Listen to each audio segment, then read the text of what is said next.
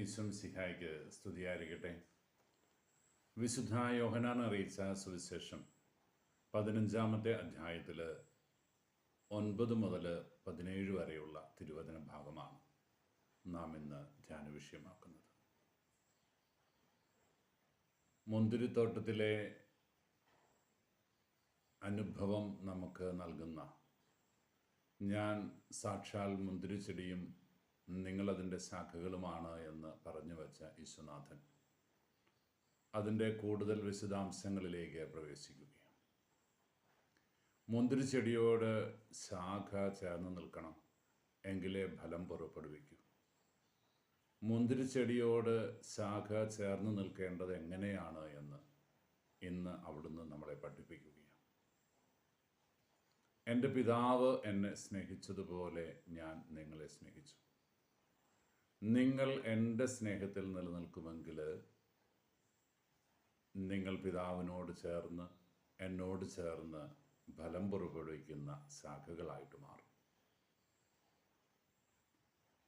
ഈശോ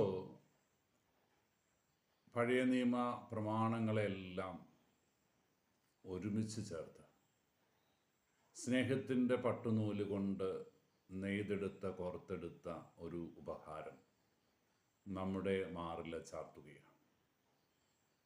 ഈശോ പറഞ്ഞു, നിങ്ങൾ എൻ്റെ കൽപ്പനകൾ പാലിക്കുമെങ്കിൽ നിങ്ങൾക്ക് ദൈവരാജ്യ പ്രവേശനം, ദൈവത്തോടൊത്താകൽ സാധ്യമാണ്. ഗുരുശിഷ്യ ബന്ധത്തിനപ്പുറത്ത് വിശ്വനാഥൻ പറയുന്നത്, ഞാൻ നിങ്ങളെ സ്നേഹിതന്മാർ എന്ന് വിളിച്ചു. അതുകൊണ്ട് തന്നെ നിങ്ങളെ ഞാൻ അനാഥരായിട്ട് വിട്ടുകളയുകയില്ല. നിങ്ങൾ എന്നോടൊത്തുണ്ടാകും. ഒരിക്കലും നിങ്ങളെ ഞാൻ ഉപേക്ഷിക്കില്ല.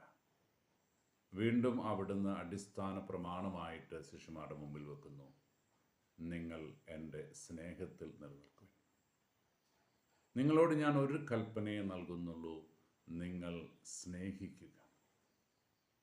ദൈവത്തെ സ്നേഹിക്കണം, മറ്റുള്ളവരെ സ്നേഹിക്കണം. ദൈവസ്നേഹത്തിൻ്റെയും പരസ്നേഹത്തിൻ്റെയും ഉദാത്തമായ ചിന്ത നമ്മുടെ ഹൃദയത്തിലേക്ക് ഈ തിരുവചനത്തിലൂടെ അവിടുന്ന് കോറിയിടുകയാണ്.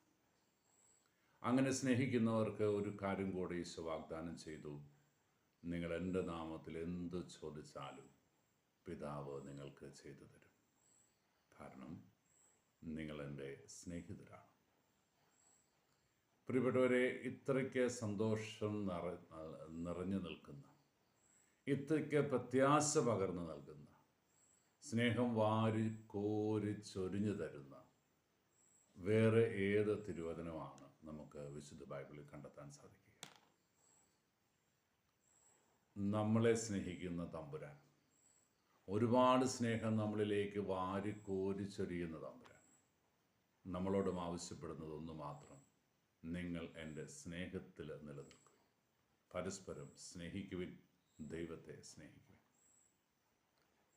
ദൈവത്തെ സ്നേഹിക്കുന്നു എന്ന് പറയുന്നത് ഒരുപക്ഷെ എളുപ്പമാണ്, വാക്കുകൾ കൊണ്ട് പറഞ്ഞു തീർക്കാവുന്ന ഒരു ചിന്തയാണ്. ഈശോ ഈ പറഞ്ഞ വാക്കുകൾ യാക്കോബ് ശ്ലീഹ നമുക്ക് തിരുത്തി നൽകുന്നുണ്ട്. യോഹന്നാൻ തൻ്റെ സുവിശേഷത്തിലും ലേഖനഭാഗത്ത് നമ്മളോട് പറയുന്നുണ്ട്, ദൈവത്തെ സ്നേഹിക്കുന്നു എന്ന് പറയുന്നതും സഹോദരനെ സ്നേഹിക്കുന്നു എന്ന് പറയുന്നതും ഒരുപോലെയല്ല. സഹോദരനെയാണ് നിനക്ക് കാണാൻ സാധിക്കുക, നിന്റെ കൺമുൻപിലുണ്ട്, നിന്റെ തൊട്ടടുത്തുണ്ട്. അവനെ നീ സ്നേഹിച്ച് കാണിക്കുമ്പോഴാണ് ദൈവത്തെ നീ സ്നേഹിക്കുന്നവനാണ് എന്ന് എനിക്ക് പിതാവിന് ബോധ്യപ്പെടുക. നീ നിന്റെ സഹോദരനെ സ്നേഹിക്കണം. അടുത്ത് നിൽപ്പോരനുജനെ നോക്കാൻ അക്ഷികളില്ലാത്തോർക്ക് അരൂപനീസൻ അദൃശ്യനായാൽ അതിലെന്താശ്ചര്യം. മഹാകവി ഉള്ളൂരിൻ്റെ വാക്കുകളാണല്ലോ. എൻ്റെ ഹൃദയത്തോട് ചേർന്നിരിക്കുന്ന, എൻ്റെ തൊട്ടയൽപക്കത്ത് താമസിക്കുന്ന, എൻ്റെ കൂടെ കിടന്നുറങ്ങുന്ന, എന്നോടൊത്തായിരിക്കുന്ന എൻ്റെ ജീവിത പങ്കാളി, എൻ്റെ മക്കൾ, എൻ്റെ സമൂഹം, എൻ്റെ ഇടവകജനം, ഇവരെ ഒന്നും സ്നേഹിക്കാത്ത ഒരു വ്യക്തിയാണ് ഞാനെങ്കിൽ, അവർക്കൊന്നും സ്നേഹം പങ്കുവെച്ചു കൊടുക്കാൻ സാധിക്കാത്തൊരു മകനാണ്, മകളാണ് ഞാനെങ്കിൽ, ദൈവത്തോട് നീ കാണിക്കുന്ന സ്നേഹമൊക്കെ പ്രകടനപരതയായിട്ട് മാറും. സ്നേഹിതനെ സ്നേഹിച്ച് അവനെ ദൈവത്തെ പോലെ കാണാൻ സാധിക്കുമ്പോൾ നിൻ്റെ ജീവിതത്തിൽ ദൈവം കൃപ ചൊരിയും, അനുഗ്രഹം ചൊരിയും.